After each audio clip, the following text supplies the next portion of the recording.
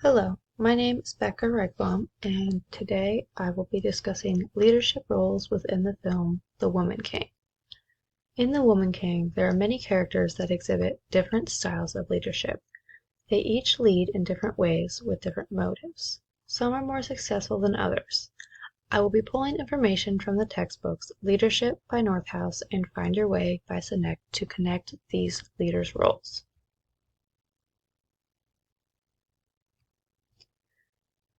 This movie takes place in a village called Dahomey, where a local tribe threatens their existence with violence and war. The Dahomey people have a group of warrior women who protect them from any and all threats. The leader of these warriors is Nansiska, a warrior that has been through it all and will be crowned the Woman King in the end. The Oyo, the local tribe, have been stealing their people and destroying their villages in order to sell and trade them. Nanisca and King Gezo want to put an end to their people being sold and shipped overseas to work as slaves. Nanissa and her warriors must train more women to join their ranks if they wish to be successful. With the help of her warriors and long-lost daughter, Nawi, they are able to free their people from the reign of the Oyo tribe. The first leadership role I will be discussing is Nansissa. Nansissa, the main character, in my opinion, is the best leader in this movie. She exhibits many of the leadership qualities that I believe make a great leader, specifically in her position as the leader of the Agoge. When looking at the flashbacks of her life, I believe it can be inferred that she developed the traits necessary to be a good leader. She was not born with them, as it is debunked in Northouse. She is explained to have ventured off on her own and was captured. After this, you see her struggling with giving up her daughter, who we find out was a result of her assault and is one of her new warriors, Nawi. In present-day Dahomey, we see her as a much stronger person, as a leader of the Agoge warriors. Of the 5 most common traits listed in Chapter 2 of Northouse, Nansissa clearly exhibits the following 4: intelligence, self-confidence, determination, and integrity. I feel she also has some characteristics of sociability, but it is not as evident as the other 4, as she often keeps to herself when not in meetings with the king or training her warriors. She shows her intelligence throughout the movie, but the scene that comes to mind for me is when she thinks to disguise the gunpowder explosives as anthills. Not only does this show her intelligence, it also shows that she is able to take advice from her followers, as Nawi was the one that told her about gunpowder being used with a spark and not just guns. Without this, the battle could have gone a completely different direction. Her self-confidence shows in the way she carries herself and voices her concerns and beliefs to not only her people but also the king. This also shows her determination to bring the vision of the Dahomey to life. She keeps pushing to stop trading people and comes up with other options, like increasing the production of palm oil so they continue to profit, but without selling their own. Lastly, her integrity. This shows through in almost all of her actions. When she says she is going to do something, she follows through. However, when they go to the market to pay tribute of 20 Agoge warriors, and she tells everyone the plan is to run, and then she stays, this could cause someone to question her integrity. Amenza, who knows all of her secrets, questions why she did not follow the plan she laid out for everyone. Her response is that it was her plan to stay and kill Obeate all along. In this particular instance, she does not exhibit her typical skills as a leader. She allows her negative feelings towards Obeate to cloud her judgment.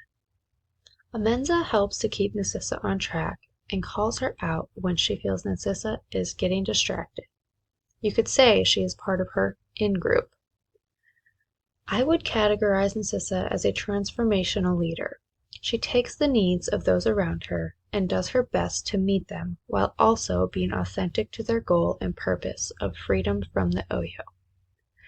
If I had to write a why statement for Narcissa, it would read as follows.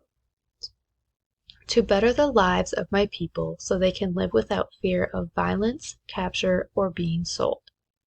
Narcissa truly wanted what was best for the Dahomey people, and she followed the vision of her people and king to make it come true.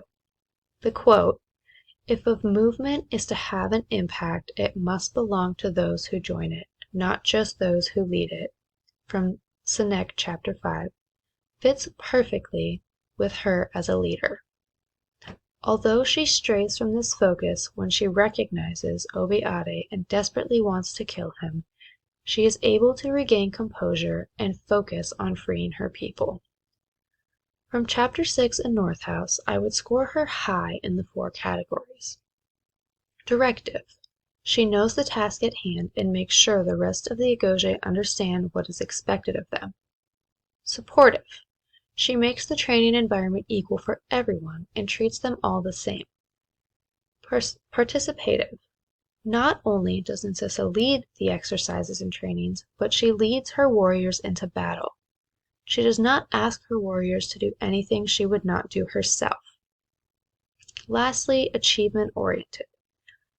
She pushes her warriors to be the best they can be and has a high level of confidence in their ability. You can see these traits growing within each of her followers. The other leadership role I will be discussing is Nawi.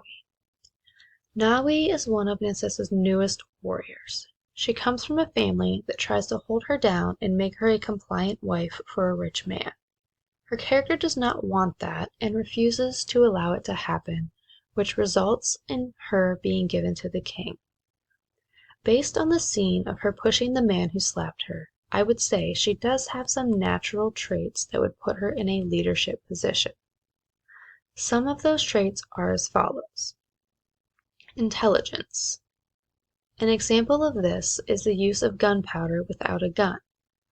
Also, her quick thinking of cutting the rope so the gate will close on the Oyo while Narcissa and Obiade are fighting. Not only that, she knew slapping the man would result in him not wanting to marry her. She also exhibits determination when she refuses to give up during her training to become a warrior and prove herself. She is shown falling behind the group during a run, but she gets up and continues to walk with some motivation from Ezogi. Nawi is also social with the other new Agoge warriors and is quick to make friends. She talks with Ode, who is from a rival tribe, and befriends her. She also makes friends with Fumbe, who struggles through training but has nowhere else to go. So Nawi helps to make sure she makes it through. You can see them together throughout the remainder of the film. Although she makes rash decisions throughout the start of the movie, she slowly learns to assess the situation before acting. She also learns to take direction from the leaders around her, and even asks Ezogi to teach her all that she knows. Although Nawi comes into the story young and impulsive, she shows that she is capable of listening and learning to be a leader. While there are many different leaders in this movie, these two had styles that I wanted to discuss and reflect on. In conclusion, there are all different types of leaders. You have the Narcissas of the world who have ample experience being a leader and know how to motivate their followers. We also have the Nawis who are slowly coming into their own and learning what to do and what not to do. In the end, different leadership styles are necessary to be successful in different situations and aspects of life. From this movie, we can conclude that even if you are a sole leader, you do need to have a group of people around you supporting you and helping you stay on the path to achieve the end goal of the whole group. This is my list of references used to create this presentation. I appreciate you all following along and listening, and I look forward to listening to your presentations as well. Thank you.